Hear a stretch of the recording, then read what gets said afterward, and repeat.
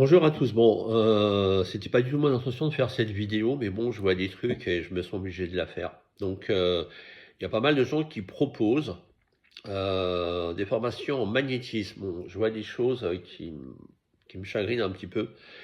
Je pense qu'un magnétiseur qui fait des formations, on doit être sur une échelle de 1 à 10. Donc, tout le monde a du magnétisme déjà, c'est la base. Mais ça va de 1 à 10. Pour faire des formations, il faut quand même être un petit peu en haut du pavé et être chargé entre 9 et 10.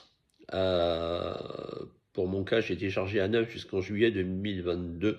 Depuis 2022, deux personnes pourront en témoigner aujourd'hui sur le groupe. Je suis chargé à 10 sur 10. Donc je suis chargé comme une bourrique, ce qui me permet d'intervenir juste avec une photo, en mettant la main comme ça et d'aider les gens.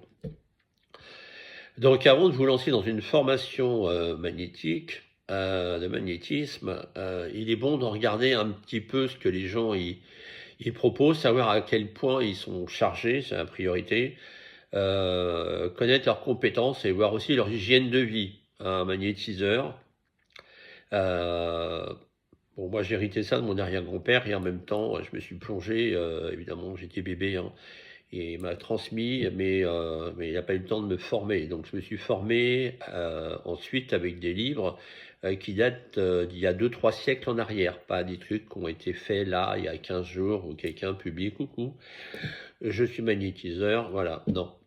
La première base déjà c'est de savoir si la personne est droitière, gauchère, de savoir comment on se positionne. Donc il y a tout un tas de choses.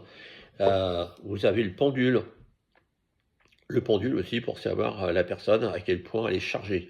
Donc vous pouvez vous amuser, ça c'est un conseil, ça va vous amuser ce week-end. Vous mettez un petit papier marqué oui et non. Le pendule va tourner d'une certaine façon. Moi en général, si je dis oui, alors évidemment le problème c'est que là c'est à l'envers, je crois. Moi quand je dis oui, ça tourne toujours dans le sens des aiguilles d'une montre. Voilà, pour moi je tourne dans le sens des aiguilles d'une montre. Si je dis non, il tourne dans l'autre sens. Voilà. Si je dis peut-être, alors là, par contre, il est en oblique. Voilà. Mais même si j'ai commencé à l'âge de 14 ans et que j'en ai 64 aujourd'hui, donc ça fait 50 ans que je pratique le pendule, à chaque fois avant de commencer quoi que ce soit, je commence toujours par le protocole oui, non, peut-être. Voilà. En 50 ans, ça n'a jamais bougé d'un iota, mais c'est important de le faire. Donc le magnétisme, renseignez-vous bien.